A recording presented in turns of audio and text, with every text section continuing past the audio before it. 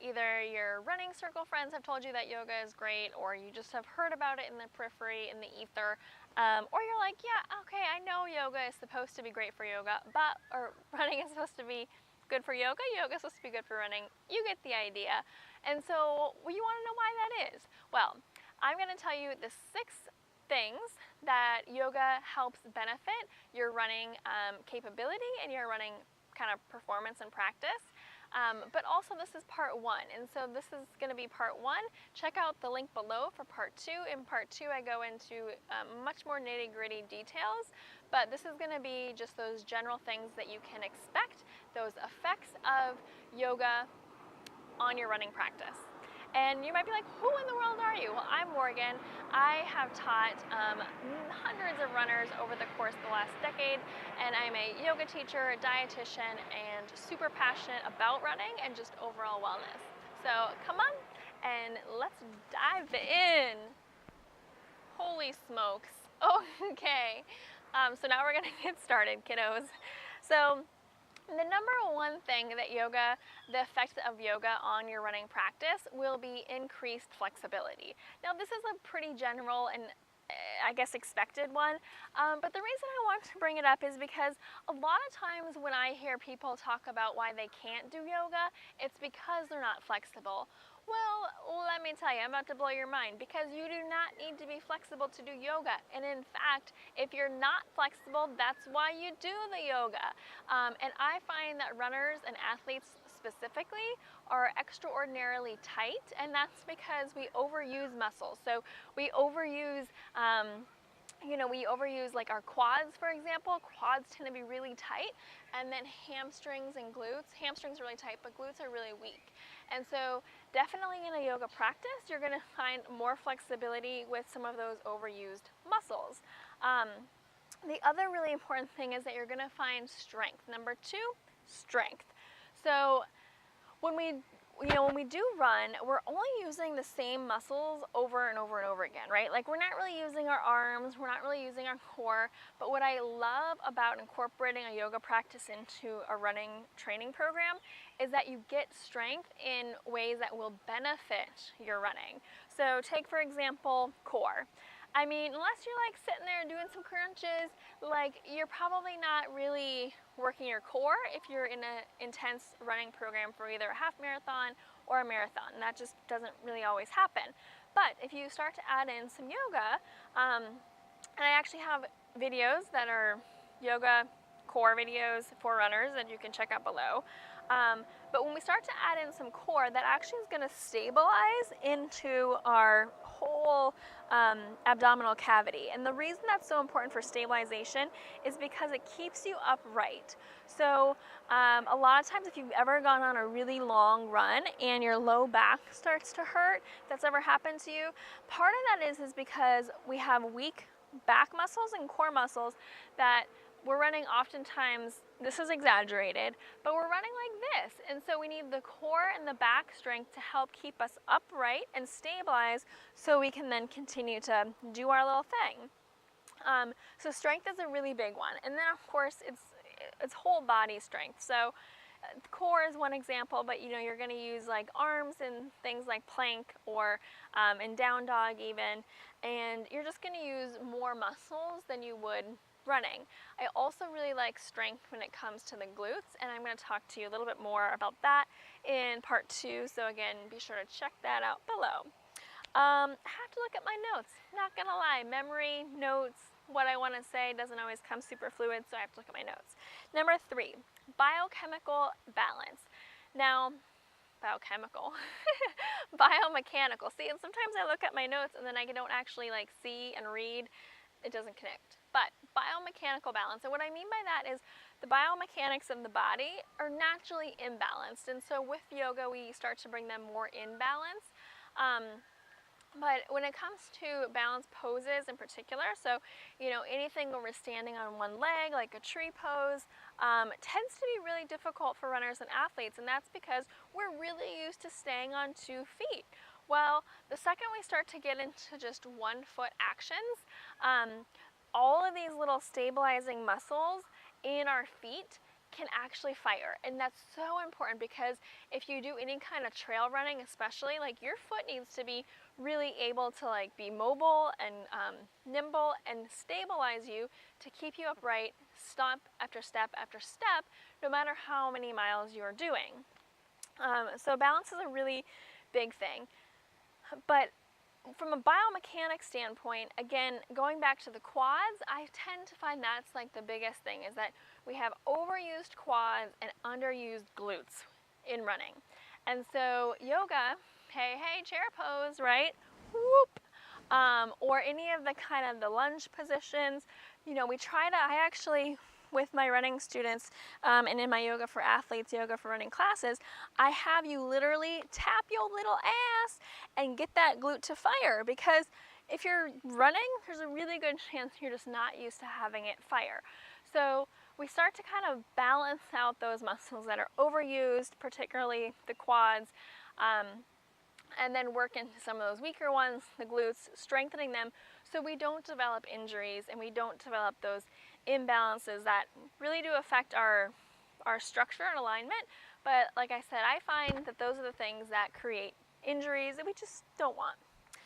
The number 4th thing is an energized body. So there are very few exercises I've found where you actually get more rejuvenated and more energized after the workout or after that practice. And with a yoga practice, you're working. Like if you're, hanging out in lunge, warrior 2, like doing all these things, like these muscles are on fire. But then the really cool part is that by the time you come down to Shavasana, which is this part, which for runners tends to be actually a really challenge to lay still.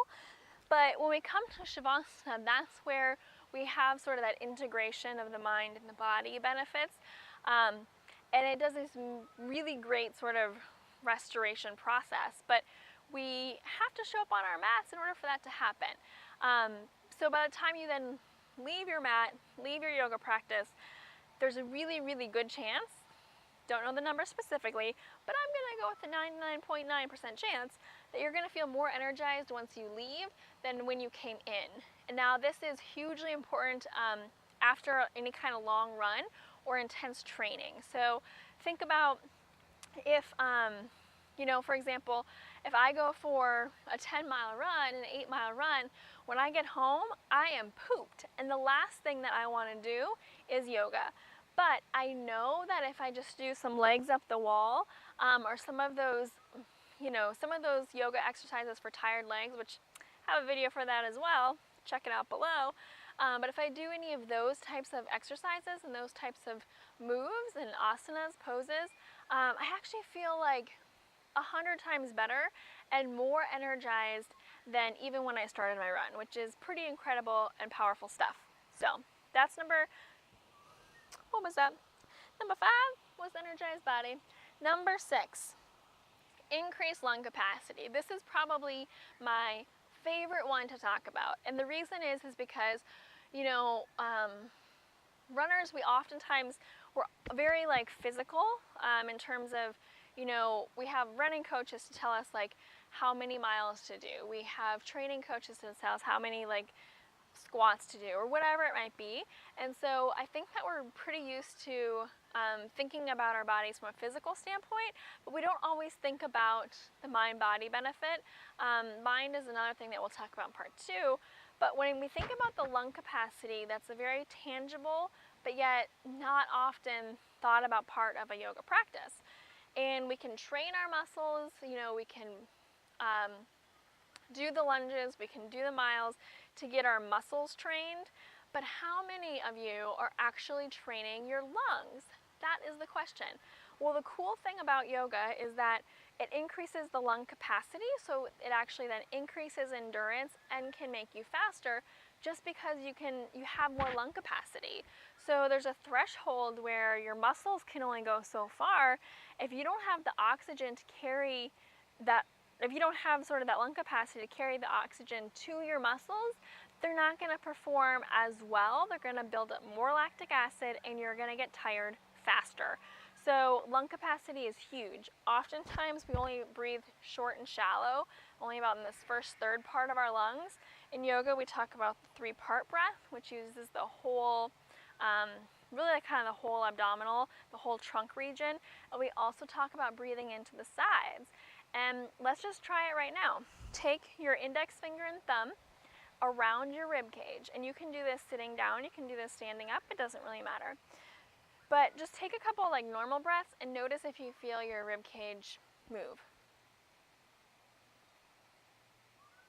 It might move, but it probably just super slightly.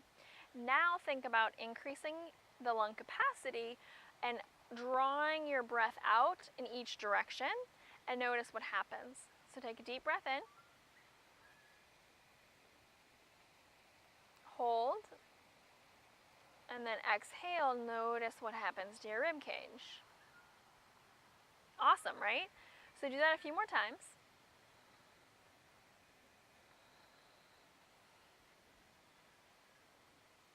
So again, probably the 6th, and I think even though it's last in the video, probably one of the most, if not the most important effect of a yoga practice on a running practice and a running training program is the increased lung capacity.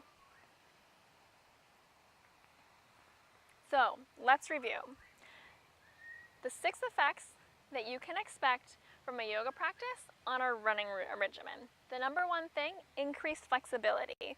So again, lengthening these muscles that just oftentimes are overused and not getting lengthened out. Number 2, strengthening. Strengthening the muscles and the groups of muscles that we're not using in running. So we talked about our core, we talked about our glutes. Number 3, balance and biomechanical balance. So looking at, oh, I did forget one. We'll go back to this. Number 3, that biomechanical balance.